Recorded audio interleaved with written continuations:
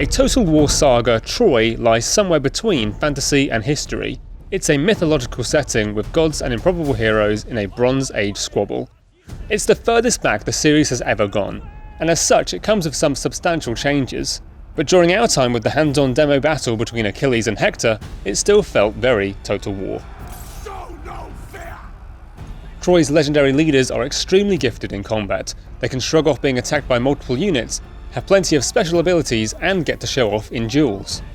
The echo of the fantastical stuff established in Warhammer and carried on through Three Kingdoms Romance mode continues here, but it's a lot more grounded. Their abilities are less magical, and they're less of the big nuclear threat than their predecessors. While they aren't quite as supernaturally gifted as their cousins in other Total Wars, they still sit at the heart of Troy. Every faction uses its primary hero as a foundation, so the Achaeans army is full of fast, aggressive units that have a penchant for charging, just like their boss, Achilles. Hector's Trojan troops on the other hand are heavily armoured and focused on defence, just like the prince. This grounding of myth is most apparent in Troy's treatment of powerful units like Centaurs and special heroes like Minotaurs and Cyclops. The first two were present in the demo, and all of them are entirely human. The Centaurs are just people who are very good at horse riding and also happen to wear hats with horns on them. The Minotaur, meanwhile, is a bandit leader who wears a bull mask and wields a massive axe. The Trojans would have lost their minds if they ever went to a furry convention.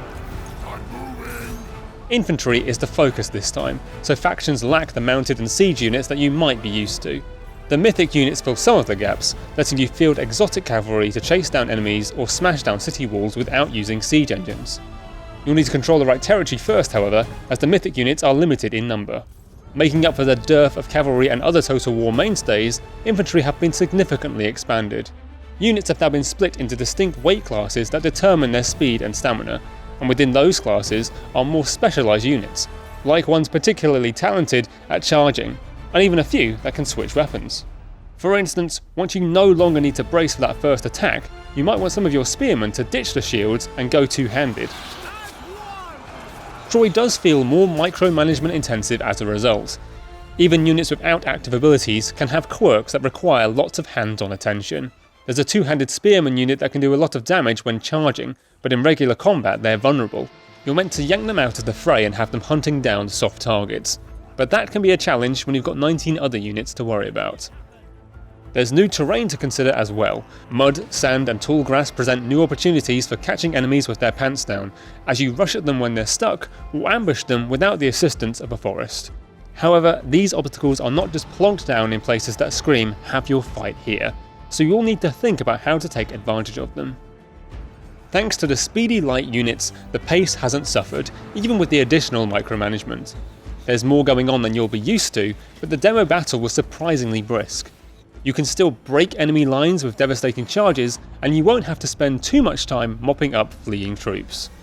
The rhythm of battle does feel different though, with more dynamism and a larger array of tools to play with. Total War fights can feel like you're managing a battle, but with Troy it feels like you're in the thick of it. Thankfully, to get you familiar with the changes, Creative Assembly Sophia promises scripted, elaborate tutorial battles that are accessible whenever you want, along with additional guidance within and outside the game through tips and Let's Play videos. Thanks for watching, PC Gamer.